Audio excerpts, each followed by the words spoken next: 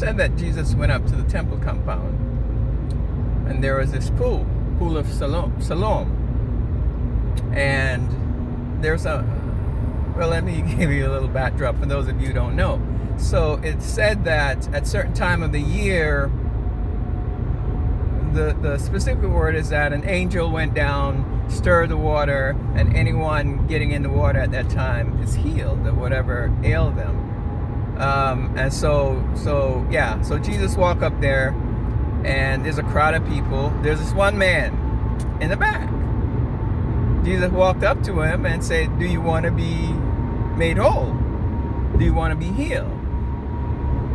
And like so many things in the Bible, we know a surface understanding of it, and later in life we might get a deeper understanding. And so it's the same thing with that, that story. Now, someone would dare to think, "Jesus, are you crazy? Why would you walk up to somebody, around that pool? It's a pool of healing, right? You can tell that the man is severely handicapped. Why would you ask that man, does he want to does he want to be healed?" See, on the surface, it just seems ridiculous. Of course the man want to be healed. Why do you think he's there? Well, again, on the surface, you would think that would be natural, a normal thought. And so I'm dealing with some folks, and I'm just thinking about them today. And I'm thinking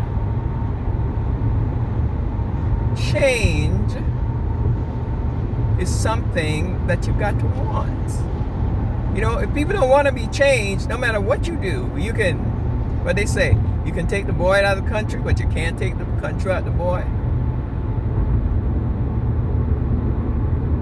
Yeah.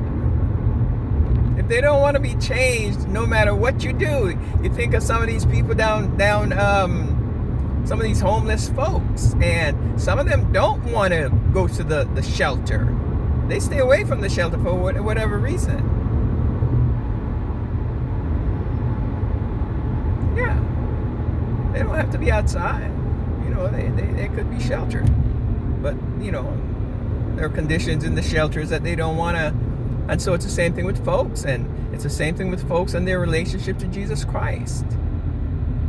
I'm looking at some folks, and I know, I've done some things out of goodness of my heart, trying to help people, help them to see, to understand, fulfill some needs and some things that they say they have, right? With the intent that if you improve people's condition, then they will drift towards positivity. But no, if people don't want to change, they're not going to change. Jesus asked a true question, and he's asking the same question to folks today. Do you want to be made whole? Because Jesus is not going to force himself on nobody, even a severely handicapped man. Because you hear what the man said. The man said, "Man, I've been coming here since forever, but I have nobody," because this healing thing, it's time stamped. So he said, like, when the water is first troubled, I have nobody to put me in the water.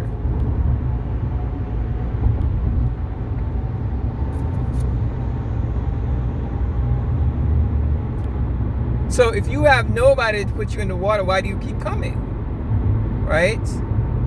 So that's what makes Jesus' question sensible. Like, why do you keep coming then? Because there's a lot of folks, they go to church every Sunday. Why do you keep going to church if you're not going to let the preaching change your life? Dude, why do you keep coming up here? Or how do you get up here to begin with? Whoever brought you up here, couldn't you just beg them one time to take you all the way down? Stay with you until the water move and take you all the way down? Why do you keep coming? And of course, we can look deeper and we can say, it wasn't his time. His time was when Jesus showed up, and he was driven, so that God's purpose could be shown in him, right? Fine. But on the surface, you look at it, and there are so many people like that today. They're spiritually crippled. They keep going to church. They keep listening to sermon. They keep talking to Christian folks. They keep listening to gospel songs. They keep doing all that stuff. And yet no change.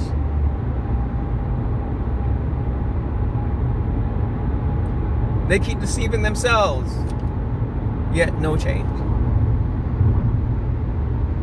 I don't know. On the other side, probably that man, you just hope that one of these days, and I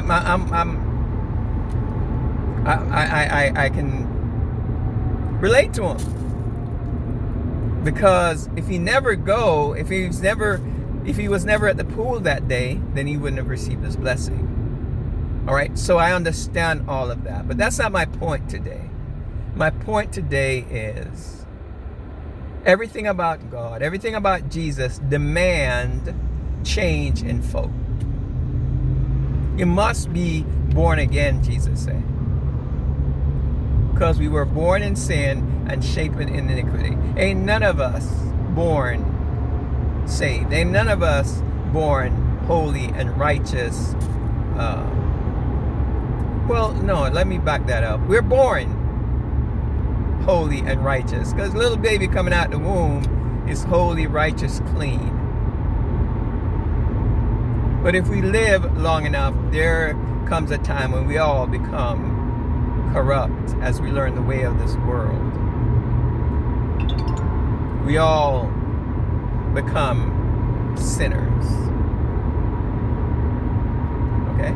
Let me keep it real and rephrase that. Sinners are something that we become, and it's a natural, normal thing that happens to us. There's got to be some deliberate effort made to interrupt that, which is pretty impossible to do in a world of sin, or in a sinful world. Okay, so we all have sin and come short of God's expectation, God's standard. So let's not even, argue about that. But we all need to be born again. We all need to change. People don't want to change. I think in our society, in our part of the world, where Christianity pretty much, dominate, Christianity, the religion, dominate, everybody know what they're supposed to do. They know what they're supposed to do. They know about Jesus. Every 25th of December, we're reminded about Jesus. Every Easter. And if you don't celebrate Easter, you can get away with not celebrating Easter, but you can't get away from Christmas. We're reminded. Some people know what they're supposed to do, man. Look, change. It's not an easy thing to do. And the kind of change that God demands through Jesus Christ, we can't do it on our own. All we can do is desire. And if you sincerely desire to change to what God wants you to be, or what God demands for you to be, then God will come through and give you the strength and the wisdom and whatever it takes to make that change happen. Can't do it without God. Listen, there's going to be two categories. When Jesus comes and stand in judgment, they're going to be the sheep and the goats. Sheep on the right, goat on the left. Two, we at least here in the USA, there's this thing going on. Gender affirmation, gender this, gender that, gender whatever. People born one thing and want to be something else. There's still only two ways you can be. You either gonna be a he or a she. You can call yourself all the them and the they and the it and whatever else you want to call yourself, but there's only two kind of people: sheep and the goats.